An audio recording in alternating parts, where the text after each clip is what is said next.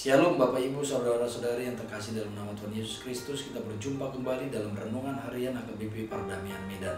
Untuk mengawali renungan kita pada pagi hari ini, kita bersatu di dalam doa. Terima kasih Tuhan untuk napas kehidupan dan kekuatan serta kesehatan yang Kau berikan kepada kami, sehingga kami boleh kembali untuk memulai aktivitas kami pada hari ini. Tuhan, kiranya Engkau yang memberikan kekuatan kepada kami melalui firman-Mu yang meneguhkan dan menguatkan kami untuk terus melakukan yang terbaik bagi kemuliaan. Untuk itulah ya Tuhan, kiranya Kau berfirman di dalam renungan pagi hari ini, supaya kami ya Tuhan dapat melakukan sesuai dengan kehendak-Mu. Dalam Kristus Yesus kami berdoa kepada-Mu. Amin. Bapak Ibu Saudara-saudari yang terkasih dalam nama Tuhan Yesus Kristus, firman Tuhan bagi kita untuk renungan pada hari ini tertulis dalam Esra 3 ayat 11. Saya bacakan bagi kita, demikianlah tertulis.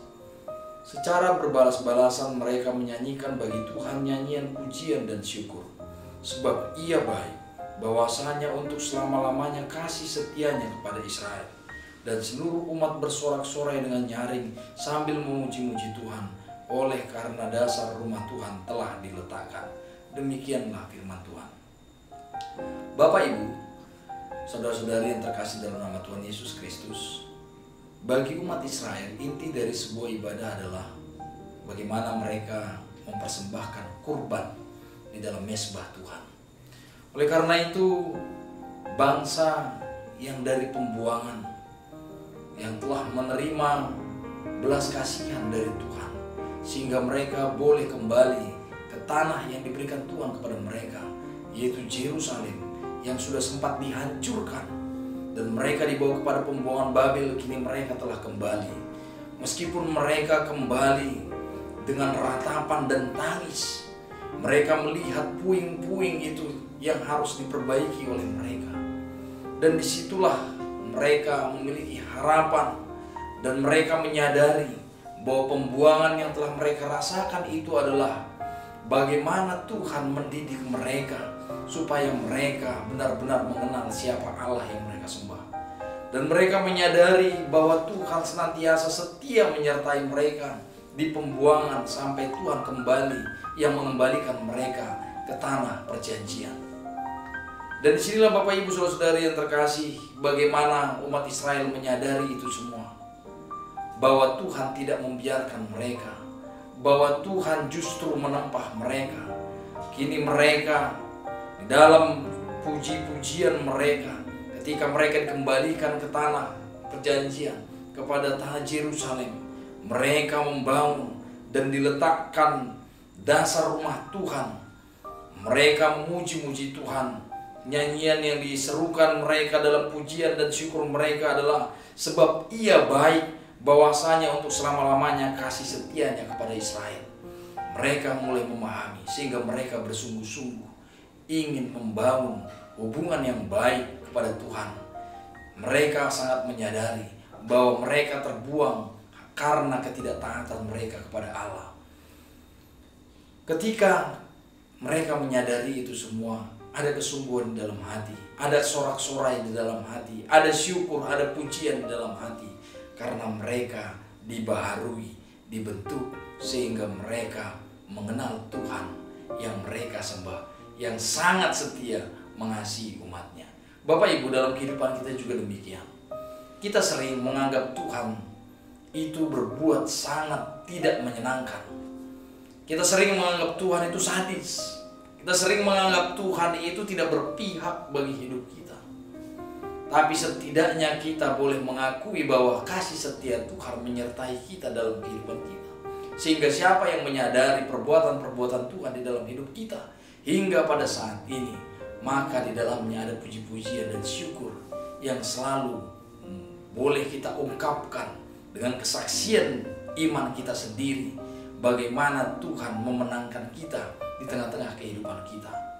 Tentu kesungguhan itu harus terlihat dari bagaimana kita akan membangun hubungan yang baik dengan Tuhan, melalui ibadah kita yang bersungguh-sungguh, melalui doa-doa kita yang bersungguh-sungguh.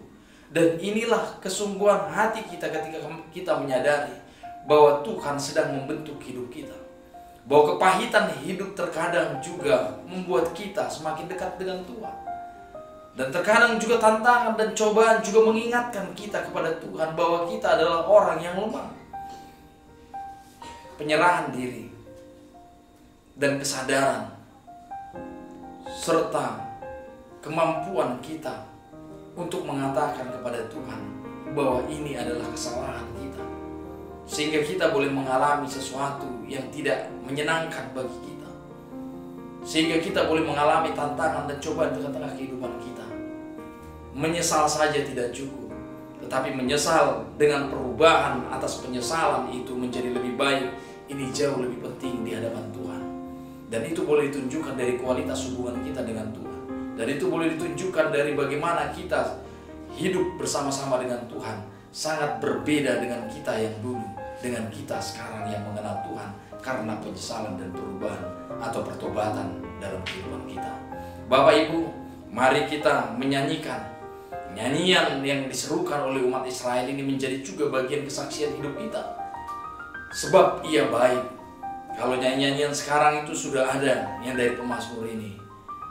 Bersyukurlah kepada Tuhan sebab ia baik, bahwasanya untuk selamanya kasih setianya. Ini mengingatkan kita kepada pujian dan syukur umat Israel ketika mereka pulang dari pembuangan ke tanah Israel. Demikian juga lagu ini juga boleh untuk mengingatkan kita bahwa penyesalan hidup kita akan kehidupan kita yang lama, yang mungkin komunikasinya tidak baik dengan Tuhan. Sekarang sudah kita sadari bahwa Tuhan telah membentuk hidup kita dan kita semakin mengenal Tuhan. Ini juga mengingatkan kita tentang kasih setia Tuhan yang senantiasa menyertai kita hingga pada saat ini. Amin. Amin, kita berdoa. Terima kasih Tuhan untuk firman-Mu yang baru kami dengarkan. Terima kasih Tuhan, kami boleh merenungkan firman-Mu tengah-tengah kehidupan kami. Mungkin juga kami seperti bangsa Israel ya Tuhan, yang banyak mengalami tantangan dan cobaan, yang juga mengalami ya Tuhan penderitaan atas perbuatan kami, atas ketidaktaatan kami. Tapi itu semua ya Tuhan mengingatkan kami dan membentuk kami, sehingga kami semakin mengenal Tuhan dalam hidup kami. Dan kami boleh bersungguh-sungguh untuk memuji dan memuliakan nama Tuhan. Sebagaimana umat-Mu Israel juga Tuhan bersungguh-sungguh mereka untuk membangun rumah dan mengorbankan korban yang menjadi ucapan syukur atas kasih setia Tuhan di dalam hidup mereka. Biarlah kami juga boleh menghidupi itu ya Tuhan. Bagaimana kami mensyukuri kehidupan kami atas berkat kasih setia Tuhan dalam kehidupan kami. Sehingga kami ya Tuhan boleh bersungguh-sungguh memuji dan memuliakan nama-Mu.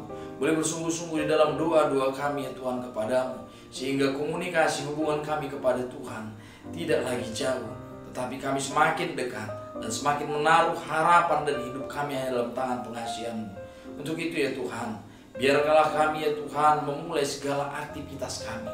Biarlah kami ya Tuhan melakukan segala pekerjaan kami atas dasar syukur dan puji-pujian, sehingga itu boleh menjadi pekerjaan yang terbaik bagi perusahaan-perusahaan kami, bagi usaha-usaha kami, dan itu juga menjadi puji-pujian dan kemuliaan bagi nama Tuhan. Tuhan, kami serahkan hidup kami dalam tangan pengasihan-Mu. Ampunkan dosa dan pelanggaran kami. Dalam nama anak-Mu Tuhan Yesus Kristus kami berdoa.